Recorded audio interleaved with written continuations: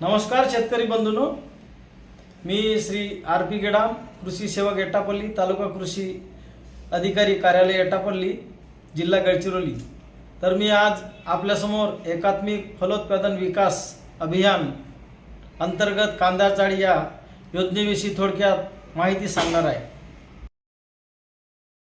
प्रस्तावना: राज्यात कांदा पिकाचे उत्पादन मोठ्या प्रमाणात होत असून शेतकरी सर्वसाधारणपणे कांदा जमिनीवर पसरून ठेवून किंवा स्थानिकरित्या तयार केलेल्या चाळीमध्ये कांद्याची साठवणूक करतात। त्यामुळे कांदा सडून मोठ्या प्रमाणावर नुकसान होते, तसेच कांद्याची प्रत व टिकाऊपणा यावर विपरीत परिणाम होतो।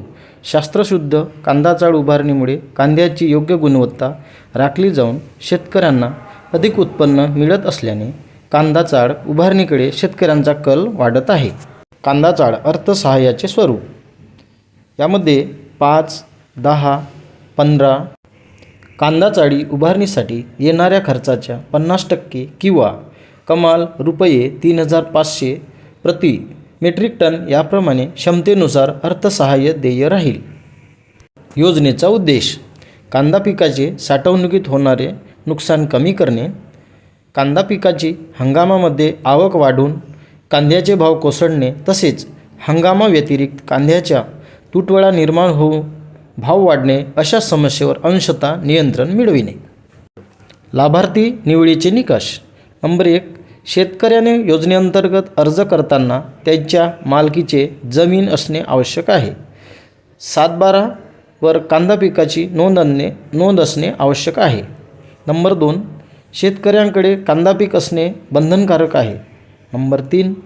सदर योजनेचा लाभ वैयक्तिक कांदा उत्पादक शेतकरी, शेतकऱ्यांचा गट, स्वयंसहायता गट, शेतकरी महिला गट, शेतकऱ्यांचे उत्पादक संघ, नोंदणीकृत शेती संबंधी संस्था, शेतकऱ्यांच्या सहकारी संस्था, सहकारी पणन संघ यांना घेता येईल। अंमलबजावणीची कार्यपद्धती: 1. लाभार्थी शेतकरी: लाभ घेण्यासाठी इच्छुक शेतकऱ्यांनी हार्टनेट www.heartnet.government.in या ऑनलाईन संकेतस्थळावर नोंदणी करावी। नोंदणी करताना 7/12 उतारा, आधार कार्डची झेरॉक्स प्रत, आधार लिंक बँक खात्याच्या पासबुक प्रथम पानाची झेरॉक्स प्रत, अनुसूचित जाती अनुसूचित जमाती असल्यास जातीचे प्रमाणपत्र, विहित नमुन्यातील हमीपत्र, प्रपत्र 2 इत्यादी कागदपत्रे संकेतस्थळावर अपलोड करावी। अर्ज कसा करावा? महाडीबीटी पोर्टलवर MIDS अंतर्गत कांदा चाळ घटकासाठी अर्ज करावा। कांदा चाळ उभारणी पूर्ण केल्यानंतर शेतकऱ्याने कृषी सहाय्यक अथवा तालुका कृषी अधिकारी यांना लेखी कळवावे।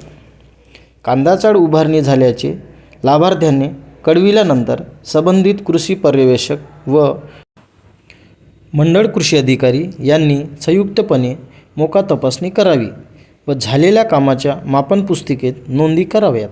सोबत जोडलेल्या प्रपत्र 5 मध्ये तपासणी अहवाल तयार करावा।